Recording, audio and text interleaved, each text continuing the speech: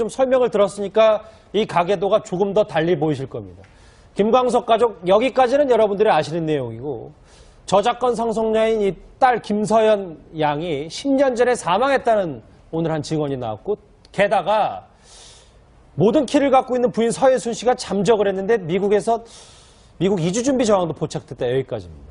그런데 이 의문투성이에 증언할 만한 새로운 내용들이 나오고 있는데요. 이것 관련해서 한번 인터뷰 한번 먼저 들어보겠습니다. 2005년쯤에 양측 가족 간의 법정 소송이 이제 끝이 났었는데 거의 100억 원에 이르는 석유물 건물 그리고 음반에 대한 저작권 그리고 음원 수입 등이 김광석 씨 딸이죠. 딸에게 이제 양도가 됐는데 아까 말씀하셨다시피 여전히 음원 저작권이나 이런 게 모두 다 서 씨가 관리를 하고 있어서 그러니까 이 모든 게 물론 뭐 단언할 수는 없습니다만 김광석 씨의 유산, 재산과 관련된 것이기 때문에 이렇게 의문투성이다 이렇게 보는 건데요. 그렇죠. 일단 김광석 씨가 소유하고 있던 그 건물이 한 시가로 한 100억 원 가까이 된다 하고요. 예. 그다음에 음원 저작권 자체가 상당히 크지 않겠습니까? 이 부분이 이제 김광석 씨가 사망하고 난 이후에 그 서예순 씨 그러니까 아내 되는 분하고 그다음 이제 김광석 씨 가족 측하고 이게 한동안 그 분쟁이 있었어요. 그러던 와중에 이제 그 딸 서연이 김서연 이번에 이제 사망했다고 지금 말씀드린 그 딸한테 이제 상속이 됐거든요.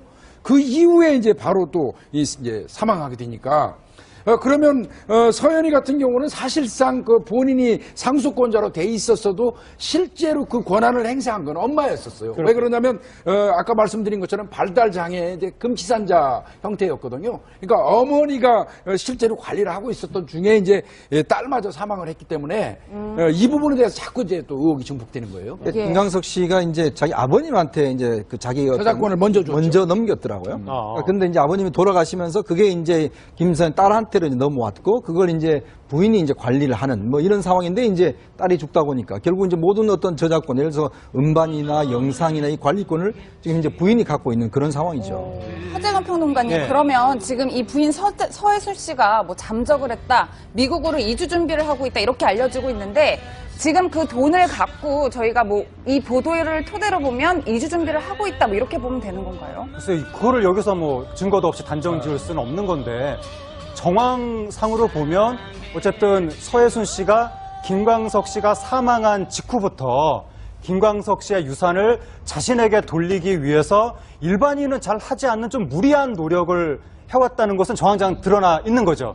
그러니까 이 시아버지라든가 그 시댁 식구들하고 이렇게 법적 다툼을 굉장히 오랫동안 벌이면서 결국에는 자기 딸한테, 그러니까 이 김광석 씨가 아버지한테 양도했던 저작권을 결국에는 가져오고 그렇게 해서 가져온 재산이 김광석 씨의 유산으로 된 뭐 건물이니 저작권이니 해서 100억 이상의 가치라고 하는 건데 그게 딸한테 내려왔지만 딸은 또 금치산자로 처리가 됐기 때문에 결국 서예순 씨가 본인이 좌지우지할 수 있는 재산이다. 그렇다면 그 재산을 뭐 처분한다든지 어떻게 현금화한다든지 해가지고 뭐 외국으로 도피할 가능성도 있는 거 아니냐. 네티즌들은 거기에 대해서 의문을 제기하고 있기 때문에 빨리 조금 사실관계를 밝히고 서예순 씨에 대해서도 외국 나가지 못하도록 조치를 해야 되는 거 아니냐 이런 주장이 나오고 있습니다. 예. 이수희 변호사님, 그런데 이렇게 정황을 쭉 들어보니까 일단은 법적으로는 크게 문제될 게 없는 거 아닌가 뭐 이런 생각도 드는데요. 그럼 맞습니다. 김광석 씨 사망 당시에 이 딸이 미성년자였기 때문에 엄마가 법정 대리인으로 모든 재산권 행사나 뭐 소송 관련해가지고 대리를 할 수밖에 없었던 거고요. 그리고 재산 때문에 뭐 김광석 씨를 어떻게 한 거 아니냐라는 추측에 대해서 저는 좀 반론이 있는 게 당시에 김광석 씨의 저희 저작권 관련한 수익은 아버지한테 있었단 말이에요. 그러면 김광석 씨의 사망이 곧 나한테 재산이 오는 거는 아니잖아요. 아주 많은 재산이 저작권 쪽이었는데 그러면 시아버지하고 또 법정 쟁송을 해야 되는 상황이었는데 그런 면에서 저는 좀 의문이 있고요. 그러니까 뭐 죽음에 관여됐냐 아니냐를 떠나서 재산 때문이라는 그 동기 자체를 저는 좀 갸우뚱하면서 받아들이는데 또 하나는 김광석 씨 사망 이후에 시댁과의 이제 소송을 통한 갈등이 이게 이분만 그런 건 아니에요. 부인 서 씨만. 예. 이렇게 젊은 나이에 아들이 사망을 했을 때 그때는 시댁하고 무진장 갈등이 많아요. 그러니까 이 또 젊잖아요, 며느리가. 그러면 내 아들이 만들어 놓은 이 재산을 가지고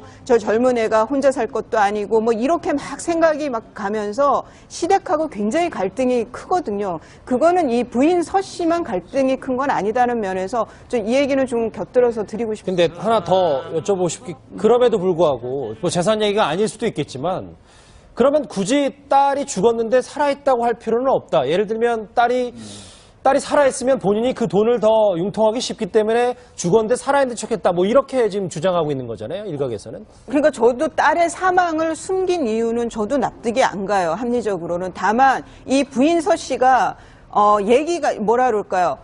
더는 말하고 싶지 않다, 사회하고. 내가 이렇게, 그러니까 그 부인 서 씨 측 입장에서 생각을 해보면, 더는 뭐 이렇게 계속 오해를 받고 하는데 나는 더 말하고 싶지 않다. 뭐 딸이 또 죽었다라고 하면, 사망했다라고 하면 왜 또 그랬느냐, 뭐 왜 이렇게 계속 파고들어가면 나만 또 더 힘들어진다라고 해서 아예 그냥 한마디로 애 잘 지내고 있다라고 해서 그냥 그 대화 자체를, 어떤 얘기 자체를 끊었던 것은 아닌가 싶기도 하고, 그거는 순전히 부인 서 씨 입장에서 편을 든다는 거 하면요. 하지만 그게 합리적으로는 굉장히 납득이 안 가죠. 이미 사망한 딸을 살아있다라고 한 거.